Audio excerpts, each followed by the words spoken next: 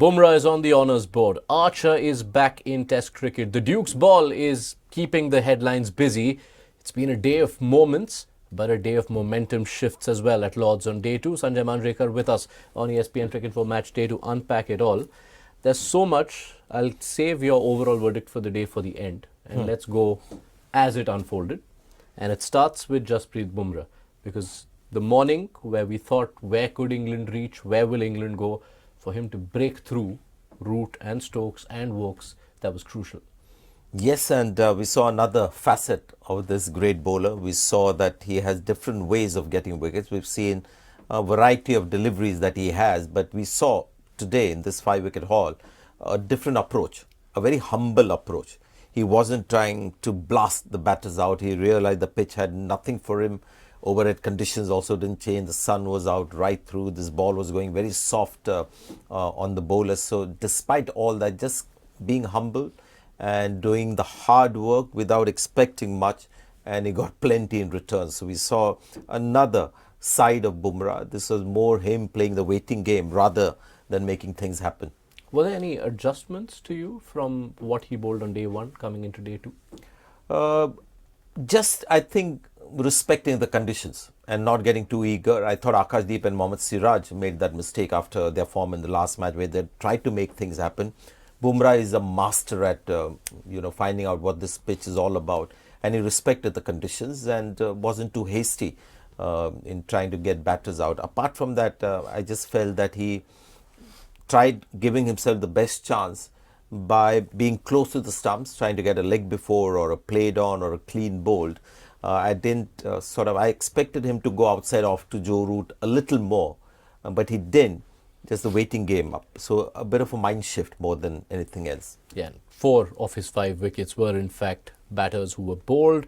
Took 3 wickets early in the day with his first 14 balls, came back later to get Jofra Archer, get his name on the honours board and go where no Indian bowler has. 13 5-wicket hauls away from home now. That puts him ahead of Kapil Dev. But the phase between Bumrah's 4th wicket and the 5th wicket feels like a very vital passage of play in this game, because Smith and Kaas and the runs that came and the balls that were changed, lots happened. Yes, and for a young captain, again, it was a bit of a learning curve, because Shubman Gill, I thought, got a bit upset that the umpires didn't change the ball or whatever that happened. But it's a point that Steve Harmison, stressed on, is after Bumrah got those early wickets, there was really no need for India to look for a change ball. Maybe Bumrah was off the field for a couple of overs and he wasn't there to let these people know that forget it. I like this ball, let's stay with it. So in a way, maybe India just got caught up a little bit in that, and because they weren't given the ball of their choice at the time they wanted it, they may have just focused on the wrong thing for a while and the game just slightly drifted away from them. But when you have Jamie Smith batting for a while, things happen very quickly. Yeah, the ball lost shape and India started losing shape. Some of the decisions, did you feel the field settings at times were just letting the pressure ease up for those batters, as good as they may be?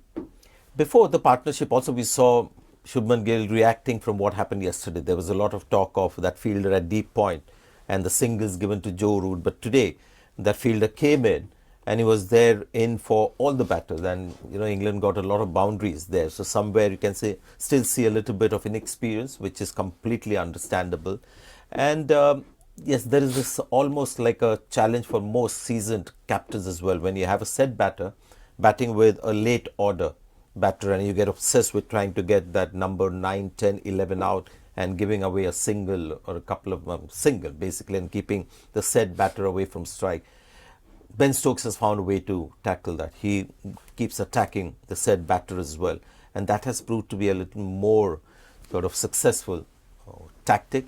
And Shubman Gill went with the old one of spreading the field, and it actually seldom works, that kind of a tactic, and some crucial runs. I think 116 runs for the last 3 wickets is a lot of runs. That is correct. How will you credit those 2 individual innings from Smith and Kaas? Jamie Smith, I think, is somebody special. There's something about him without even trying too hard.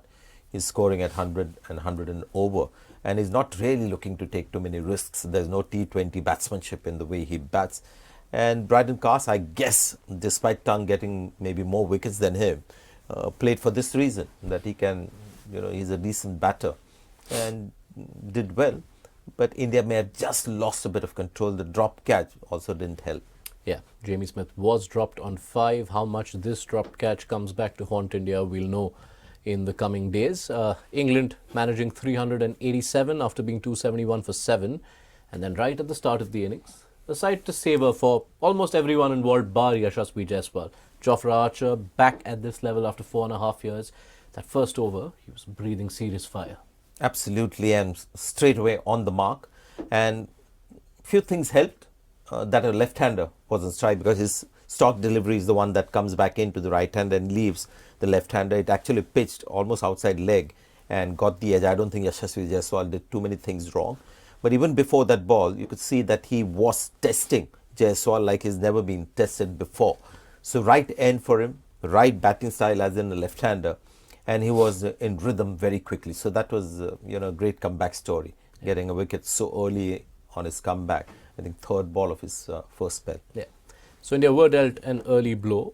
They've batted reasonably well for most of this day, but we tend to talk about moments, and you look at the wickets they lost. Karun Nair falling to that spectacular catch from Joe Root. Thoughts on that one first? Yes, I think Karun Nair, with the kind of batting style that he had, did the best that he could. I love the way he tackled that line outside off. But somewhere this deep-rooted instinct of, playing sometimes with hard hands and sometimes loosely is just making things difficult for him to cash in from, getting those 20s to a big 100. So there's always that little gate open for bowlers to sneak in. But Joe Root creating a world record, I mean, that is brilliant.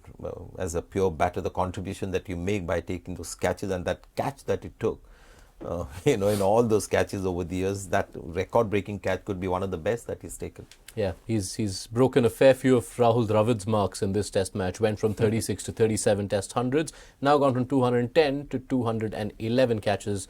And that was probably a catch Rahul Dravid would have signed off on. Yes, absolutely.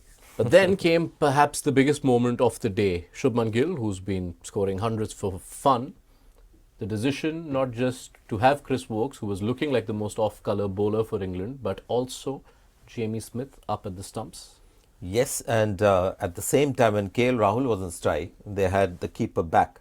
So that was a plan specifically for Shubman Gill. So he told Shubman Gill, my seamer, Chris Woakes, is going to come, keeper is up, so he's going to be attacking the stumps.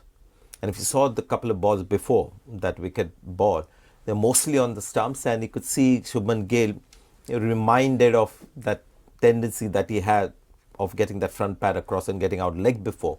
Somewhere I guess he may have been thinking about that, and this ball was outside the off stump, and a good delivery, mind you. There was some movement as well, and not caught napping, but maybe not really ready for that line and just got sucked in and followed the delivery a little bit.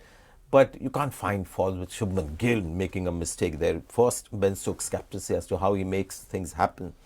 And Chris Woakes, bowling that great delivery outside off, because it pitched and then it sort of floated on a horizontal kind of circular seam to the keeper. So there was some little bit of tiny magic as well in the ball. Does that wicket make it clearly advantage England at this stage in the game? Definitely, because the runs are not going to come very easily. And that's where Rishabh Pant is going to be important for India. But I think there is a little more quality in this English bowling attack. And it's a pitch where you would think you don't need 500 or 600 to dominate. A lesser score can also, have the same kind of, you can have the same position. So it feels like a seismic day almost in this series. We will hit the halfway mark of the series. And KL Rahul, who on his last visit to Lord's played one of his most important test innings, with perhaps an even more important job for him and Pant if India are to stay alive in this game. And you almost sort of see it quite, visibly that KL Rahul has taken even more responsibility on this trip. And the way he's played. I mean, he's got the attacking game, but he's just shut it out.